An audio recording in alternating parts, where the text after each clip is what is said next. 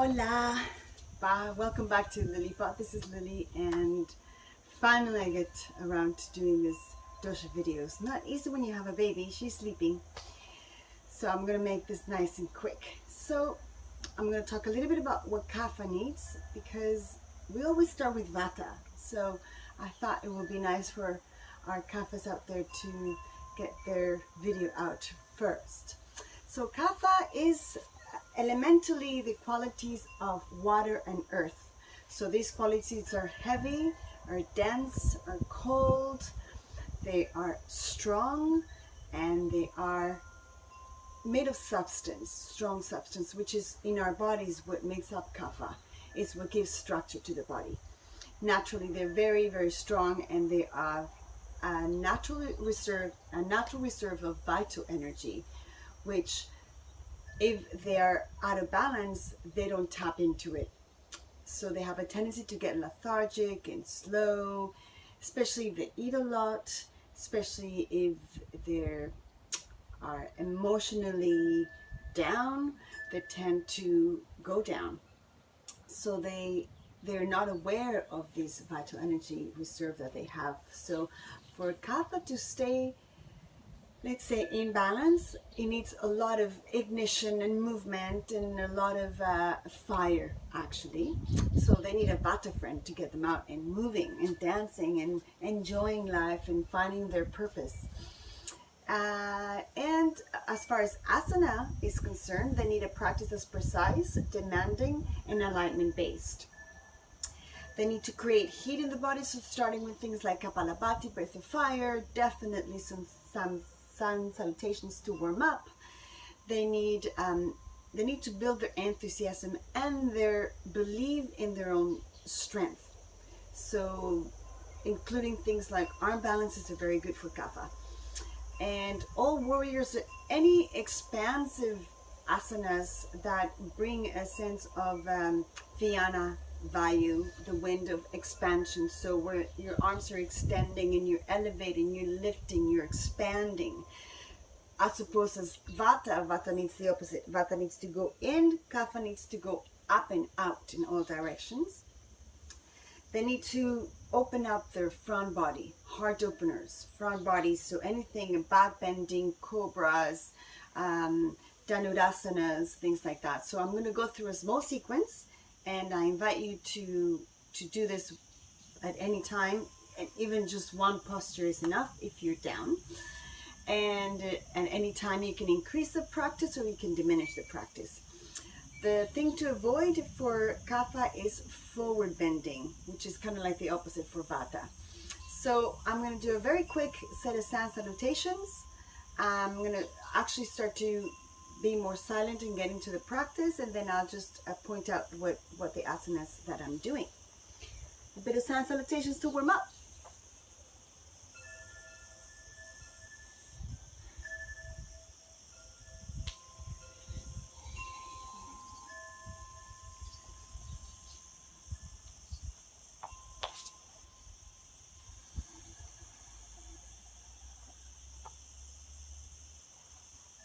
Holding cobra for a few breaths, engaging all bandhas here.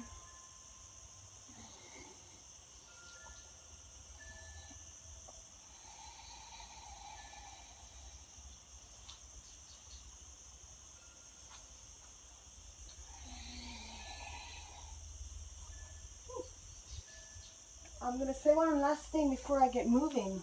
I didn't speak about breath. Breath for the Kapha practice needs to be quite even for inhalations and exhalations. Maybe if in winter emphasizing the exhalations and in summer emphasizing the inhalations. The drishti, the focus point, has to be up. Looking down invites down, it invites going downward, as opposed as up, you are inviting the energy to come up. And what was the last thing I forgot to mention? I think that's it. So I'm going to do one more round, and feel free to do more. I'm quite warm already because I've been running around.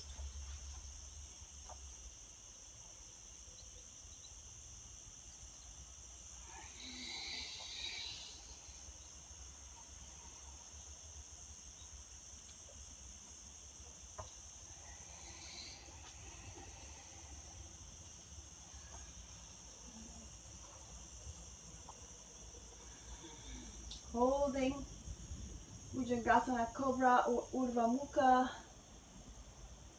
inviting a sense of expansion across the collarbones.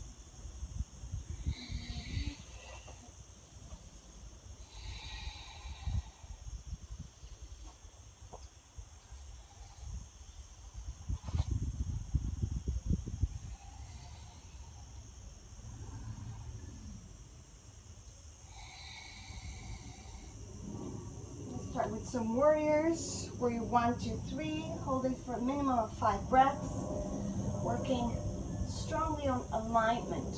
So going inside, working through the alignment as you would with yourself. Warrior 1 also, whatever order, there's no need to follow any order.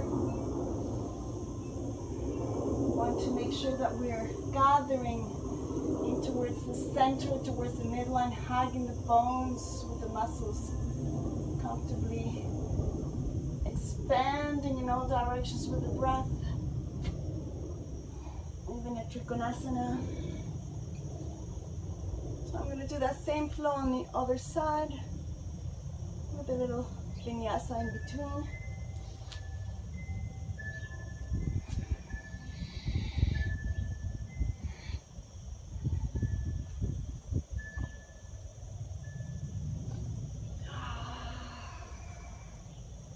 Keeping in mind that we want to, less is more. There's no need to push, no need to overdo. Although kaphas need sometimes to do an extra set.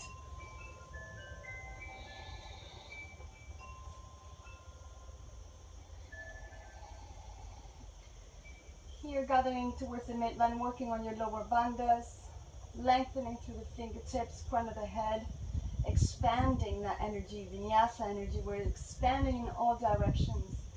So, similarly with the breath, making sure that nothing feels stuck, nothing feels like you're jamming into it. Everything feels very flowing, light.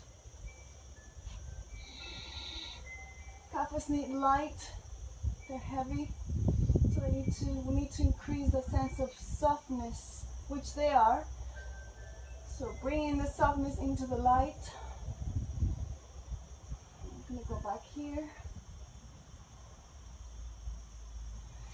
I'm moving a little bit too fast because that's what kapha needs. Kapha needs to be ignited.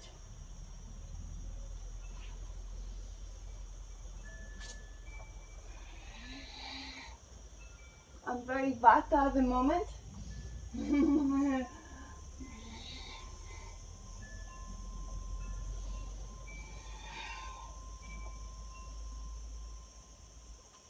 So I would do a few more rounds if I were a kapha, and then settle into the ground to do some opening postures such as Dhanurasana, bow, plow. I'm going to do plow right now because it really works with what I need at the moment, and some arm balances because that helps for kapha to realize that they have a strength. So the more that they build on that, oh yeah, okay, I can do this. This is what they need, and consistency, getting out of the comfortable shell. I'm going to do a little plow.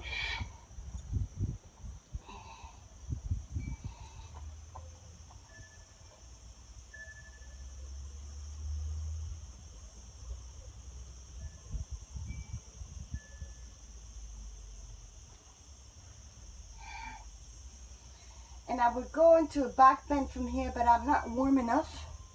But I'll invite you to do that and finish with a back bend. And I think that could be all for now. I wanted to make it nice and quick. If you have any questions, shoot me a message. Namaste.